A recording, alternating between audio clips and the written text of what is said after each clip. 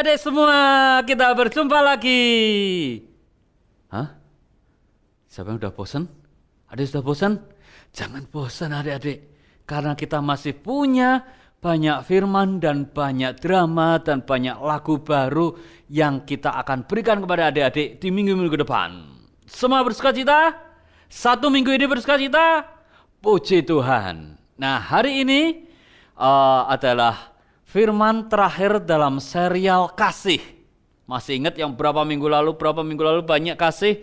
Kasih itu sabar, kasih itu murah hati dan sebagainya. Masih ingat? Nah, hari ini kasih itu tidak berkesudahan. Kasih itu tidak pernah berakhir. Kasih itu dalam terjemahan lain, kasih itu eternal. Kasih itu selama-lamanya. Coba kalian buka di 1 Korintus 13 ayat yang ke-8. 1 Korintus 13 ayat yang ke-8. Kasih tidak berkesudahan. Nubuatan akan berakhir, bahasa roh akan berhenti, pengetahuan akan lenyap. Tapi kasih tidak berkesudahan. Apa tuh kasih tidak berkesudahan? Kita berdoa dulu ya, supaya Tuhan mewahyukan firman ini kepada kita. Tutup mata kalian, kita berdoa. Tuhan Yesus, terima kasih untuk pagi hari ini. Tuhan Roh Kudus, kami minta Kau jelaskan kepada kami pada pagi hari ini tentang firman-Mu, tentang diri-Mu Tuhan. Buat kami mengerti tentang kasih yang Engkau maksud. Biar kami bisa menjalani sesuai dengan firman-Mu. Dalam nama Tuhan Yesus kami mengucap syukur. Amin. Nah, kasih yang tidak berkesudahan, kasih yang selalu ada. Dalam bahasa dan terjemahan lain, dia katakan kasih yang tidak pernah mati, kasih yang eternal, kasih yang selalu ada, dan kasih yang tidak pernah pudar. Luar biasa ya. Siapa yang di sini pernah mendapatkan kasih yang seperti itu? Ada? Saya kak. Kasih ibu kepada beta. Gitu kan? Tak berubah sepanjang masa. Lah, nanti kalau misalnya ibu kita meninggal gimana coba? Kasihnya habis. Tapi hari ini kita akan belajar tentang kasih yang tidak berkesudahan. Dan ketika Kak Simon siapkan firman ini, Kak Simon berusaha berdoa dan berusaha cari siapa ya tokoh di Alkitab yang mempunyai kasih yang tidak berkesudahan. Yakub pada Yusuf, enggak juga. Musa kepada bangsa Israel, itu pasti tidak, bangsa Israel bandel-bandel semua, ya kan? Sampai akhirnya kasih yang tidak berkesudahan itu ada di dalam Tuhan Yesus sendiri. Dan hari ini kita akan belajar dari Tuhan Yesus dan satu muridnya yang dia kasihi sepanjang hidupnya dan sampai saat ini dia kasih murid ini. Kita akan belajar, sekalipun murid ini sudah melakukan kesalahan. Dan murid itu adalah, siapa tahu namanya? Yaitu Simon Petrus. Hari itu Simon Petrus sedang memancing, sedang menjala ikan di danau, dan guru besar Yesus yang mereka hari itu belum kenal, tapi Yesus datang ke danau itu dan dia berkata kepada Simon, aku mau naik ke perahumu, aku mau khotbah di atas perahumu.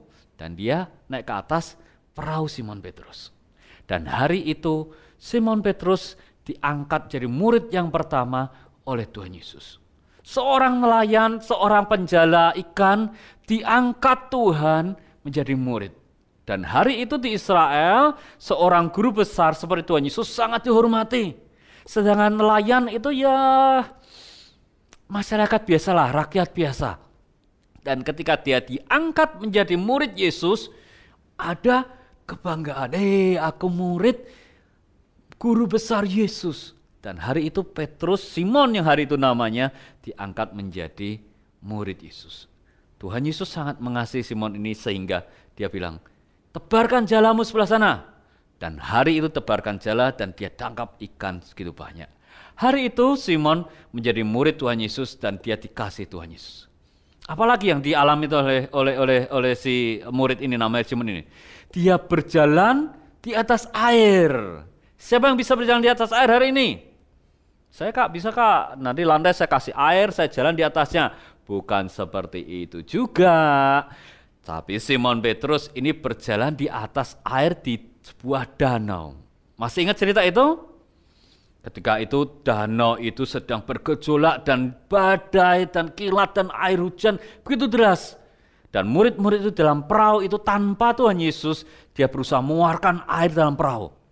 Dan ketika mereka berusaha, ayo cepat keluarkan. Kalau enggak ini kapalnya akan tenggelam, perahu ini akan tenggelam. Dan tiba-tiba ada seorang melihat dari jauh, apa itu? Apa itu yang putih-putih menuju ke sini? Dan semua teriak, itu hantu, itu hantu. Seperti kalian kan, apa tuh yang putih-putih? Itu setan. Padahal itu cuman jemburan ibu kalian melambai-lambai. Dan hari itu Tuhan Yesus berjalan di atas air menghampiri perahu murid-muridnya. Dan Petrus berkata, Simon berkata, kalau itu engkau Tuhan, suruh aku berjalan di atas air menuju engkau. Dan Yesus berkata, mari datang ke sini. Dan kaki pertama Petrus dimasukkan ke dalam air. Dan kaki kedua di dalam air. Dan dia berjalan menuju Tuhan Yesus. Simon Petrus adalah seorang murid yang sangat dikasih oleh Tuhan. Dia murid pertama yang diangkat oleh Tuhan. Dan dia dapat kehormatan untuk bisa berjalan di atas air. Apalagi? Kalian masih ingat ketika Tuhan Yesus naik ke atas gunung, dia ajak cuma 3 orang muridnya, yaitu Yohanes, Yakobus, dan Simon Petrus. Dia cuma ajak 3 ini. Dan Simon Petrus jadi salah satu orang yang dikasih, dia diajak ke atas gunung. Dan hari itu Simon Petrus, ini loh murid yang dikasih Tuhan. Ini dia tepuk dadanya. Dia tepuk. Ini loh murid yang dikasih Tuhan. Dan memang Petrus memang dikasihi oleh Tuhan. Tapi hari itu mulai ada suatu benih-benih kesombongan dalam diri Simon ini. Ini loh, aku pernah jalan di atas air. Aku murid pertama. Dan aku cuma 3 orang yang diajak ke atas gunung bertemu dengan Musa dan Elia. Adik-adik masih ingat cerita itu? Di atas gunung Tuhan bertemu dengan Musa dan Elia disaksikan oleh Yakobus, Yohanes, dan Simon Petrus. Dan bahkan Simon Petrus ini satu-satunya orang yang mengaku Yesus sebagai Mesias. Kalian masih ingat ketika Tuhan Yesus kumpulkan murid-muridnya, dia berkata, menurut kalian aku ini siapa? Muridnya berkata, engkau Elia, engkau nabi ini, engkau nabi yang hidup lagi. Tapi Simon Petrus dia bilang, engkau anak Allah, engkau Tuhan, engkau Mesias. Dan hari itu Tuhan bilang, dalam dirimu di atas batu karang ini, aku akan dirikan gerejaku. Apa yang Kak Simon ingin beritahukan kepada adik-adik? Murid Yesus ini yang bernama Simon Petrus ini, dia sangat dikasihi oleh Tuhan sedemikian rupa, sespesial itu. Tuhan sangat mengasihi dia, sehingga dia diberikan kesempatan-kesempatan untuk bisa melakukan dan mengalami mujizat Tuhan. Tapi hari itu, ketika hari-hari terakhir Tuhan Yesus hendak di atas kayu salib, dia katakan apa? Tuhan Yesus kumpulkan di loteng atas ketika mereka perjamuan terakhir. Tuhan bilang, hatiku sedih, aku ini hendak disalibkan oleh manusia. Tapi Simon Petrus yang awalnya cuma nelayan, cuma penjala ikan, tiba-tiba naik sombongnya. Di Markus, kalian baca ya, Markus 14 ayat 29. Petrus berkata kepada Tuhan, biarpun mereka semua terguncang imannya, aku ini tidak. Yesus berkata, nanti kalian ketika aku disalib, kalian akan berpencar ke sana kemari, kalian akan ketakutan. Tapi Simon Petrus berkata, sekalipun murid-murid yang lain ini tergoncang imannya, aku tidak Tuhan. Aku tetap percaya sama engkau. Dan hari itu Simon Petrus menjadi sombong. Dan kesalahan yang paling fatal adalah dia menyangkali Tuhannya sebanyak 3 kali. Bayangkan, kalau kalian diangkat murid oleh Tuhan Yesus, kalian menjadi murid kesayangan, dan ketika Tuhan Yesus tidak disalib, Aku enggak kenal, aku enggak kenal, aku enggak kenal. Kalian sudah diangkat baik-baik, kalian sudah diberikan kehormatan, tiba-tiba aku enggak kenal. Karena ketakutan, aku enggak kenal Tuhan Yesus, aku enggak kenal Tuhan Yesus. Simon Petrus ketika ada seorang hamba perempuan kecil, anak kecil, Om, kamu kan yang pernah jadi muridnya Tuhan Yesus yang mau disalib itu kan? Siapa? Aku enggak kenal, aku enggak kenal dia. Sampai 3 kali Simon Petrus ini menyangkali Tuhan Yesus. Dan ketika ayam berkokok, dia ingat ucapan Tuhan Yesus. Sebelum ayam berkokok, engkau sudah menyangkali aku 3 kali. Kau sudah tidak mengakui aku 3 kali. Dan hari itu, malam itu, Petrus ini melarikan diri dan dia sangat sedih, dia sangat hancur hatinya. Dia sangat sedih, dia menyesali apa yang dia pernah lakukan. 3 kali dia sangkali Tuhan Yesus. Dan kalau Alkitab berkata dia sangat sedih, dia benar-benar sangat sedih. Bahkan Yudas pun dia menyesali, dia sampai gantung diri. Simon Petrus, Kak Simon juga percaya, dia juga akan merasakan hal yang sama. Dia tiba-tiba teringat semua kebaikan Tuhan dalam hidupnya, dan karena satu kokok suara ayam, dia menyesali apa yang pernah dilakukan. Dia melarikan diri, dia menjauh dari murid-muridnya, dan dia tidak mau bertemu dengan banyak orang. Dia menangis di rumahnya, dia menangis di pojokan, dan dia sangat sedih hatinya.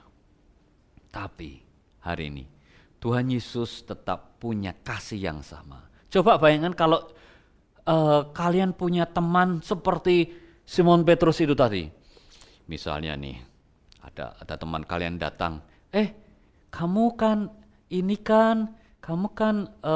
anak yang baik kan? Iya, aku mau anak yang baik, aku mau kasih kamu makanan, aku mau beri kamu makanan. Dan tiba-tiba ketika teman kalian berubah jadi jahat, apakah kalian tetap mengasihi dia? Belum tentu kan? Sebagai manusia kita juga punya rasa marah. Tapi Tuhan Yesus ketika dia sangkali 3 kali oleh Simon Petrus, dia tetap punya hati yang sama. Kasihnya tidak berkesudahan, kasihnya tidak berkehabisan. Dia kasihnya tidak pernah habis, kasihnya tidak pernah luntur, kasihnya akan tetap untuk selama-lamanya. Ketika Tuhan Yesus sudah mati dari kayu salib, 3 hari dalam kubur, dan kalian ingatkan pada hari ketika Tuhan Yesus hendak bangkit di atas kubur, Maria Magdalena dan perempuan yang lain datang ke kubur. Masih ingat? Dan ketika mereka bertemu dengan malaikat di kubur itu, malaikat itu berkata apa? Buka ya, kita buka di kitab Markus 16 ayat 7. Kitab Markus 16 ayat 7.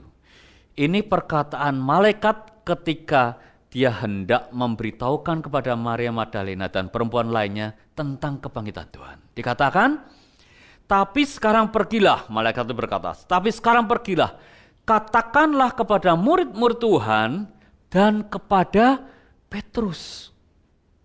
Tuhan akan mendahului kamu ke Galilea dan di sana kalian akan bertemu dengan Tuhan seperti yang dikatakan pada kamu. Aneh ya? Sekalipun Petrus ini sudah menyangkali, sekalipun Petrus ini sudah sombong kepada Tuhan, tapi Tuhan masih ingat kepada Petrus dan bahkan namanya disebut. Katakan kepada murid-murid Tuhan dan kepada Petrus. Kalau Tuhan Yesusnya mungkin hari itu lagi marah, katakan kepada murid-muridku aja, kita ketemu di sana. Mungkin seperti itu kan? Dia mungkin kalau misalnya Tuhan Yesus masih dongkol sama Petrus, murid-murid ke sana kita ketemu aja. Petrus, enggak tahu, terserah. Mungkin seperti itu ya kan? Tapi karena Tuhan punya kasih yang eternal, kasih yang tidak berkesudahan, dia katakan, malaikat nanti kasih tahu ya. Murid-murid itu ketemu di sana dan Petrus diajak juga. Tuhan Yesus masih ingat kepada Petrus. Bahkan setelah Petrus menyangkali dia 3 kali. Bahkan setelah Petrus menyombongkan dirinya kepada Tuhan, Tuhan tetap memberikan kasih kepada Petrus. Tuhan masih ingat kepada Petrus. Seperti hari ini, kalau kalian hari ini sudah pernah melakukan kesalahan, Tuhan masih ingat kepada kalian. Asal kita bertobat dan berbalik kepada Tuhan. Tapi Kak Simon, aku sudah pernah mencuri uang mamaku 10.000. Udah Kak Simon, aku 50.000 lebih banyak.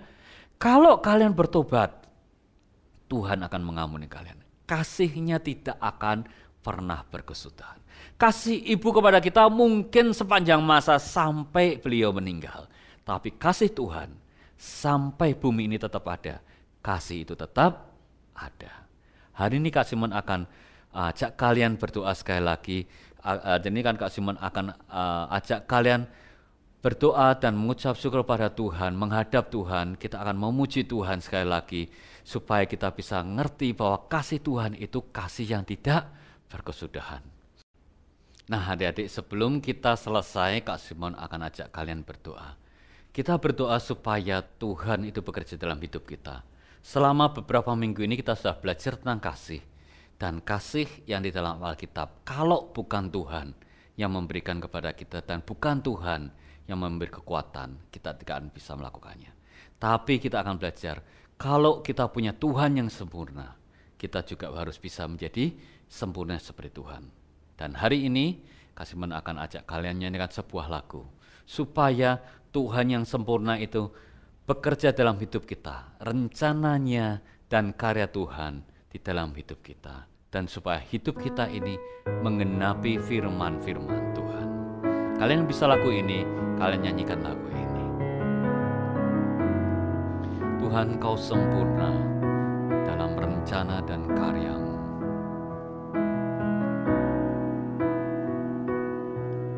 Tuhan, Kau sempurna dalam rencana-Mu dan karya-Mu. Ku serahkan hidupku, murnikan dengan Roh-Mu. Tuhan, Kau sempurna. Tuhan, Kau sempurna dalam rencana-Mu dan karya-Mu. Ku serahkan hidupku, murnikan dengan Roh-Mu. Hidupku menggenapi firman-Mu, tanda mujizat sertai tiap langkahku. Kau bersamaku, di dalamku, jadi bukti kebesaran-Mu. Menggenapi firman-Mu, tanda mujizat sertai tiap langkahku. Kau bersamaku, di dalamku, jadi bukti kebesaran-Mu. Kau di dalamku, Kau bersamaku, di dalamku, jadi bukti kebesaran-Mu. Sekali lagi katakan, Kau bersamaku, di dalamku, jadi bukti kebesaran-Mu. Tuhan, kami berdoa, Kau selalu berserta dengan kami, selalu bersama dengan kami, selalu di dalam kami Tuhan. Karena kami ini berjalan sesuai dengan kehendak-Mu, dan mampukan kami melakukan kasih yang sudah pernah Kau ajarkan kepada kami. Di dalam nama Yesus kami mengucap syukur untuk semuanya. Buat kami ini bisa melakukan seperti yang Engkau mau, supaya hidup kami menjadi bukti dari kebesaran nama-Mu. Terima kasih Tuhan buat hari ini. Di dalam nama Tuhan Yesus kami mengucap syukur. Semua katakan, amin.